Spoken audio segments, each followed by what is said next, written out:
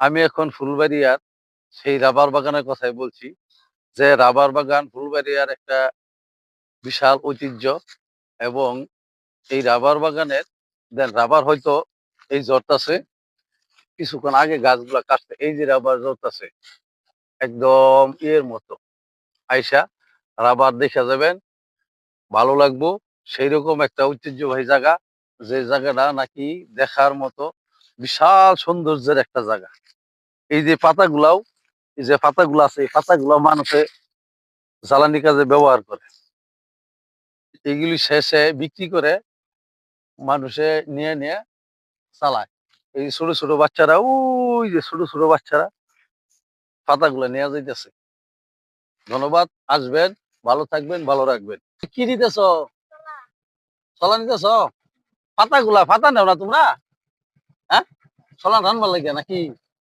ও, ছলা রানবার লাগে নিতেছে। আচ্ছা, ঠিক আছে, তো যাও মেয়ে, হ্যাঁ, ভালো থাকো, যাও। আমি এখন ফুলবাড়িয়ার সেই রাবার বাগানের কথাই বলছি।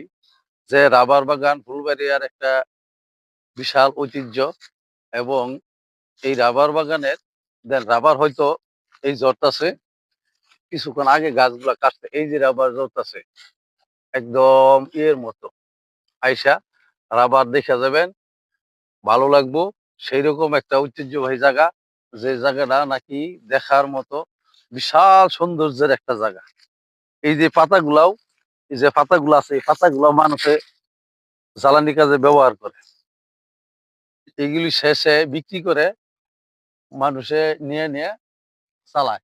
এই ছোট ছোট বাচ্চারা, ওই যে ছোট ছোট বাচ্চারা পাতাগুলো নিয়ে যাইতেছে। ধন্যবাদ, আসবেন, ভালো থাকবেন, ভালো রাখবেন। কি দিতেছ? ছলা নিতেছ? পাতাগুলা পাতা নেও না তোমরা? হ্যাঁ, ছলা রানবার লাগে নাকি? ও, ছলা রানবার লাগে নিতেছে। আচ্ছা, ঠিক আছে, তো যাও মেয়ে, হ্যাঁ, ভালো থাকো, যাও।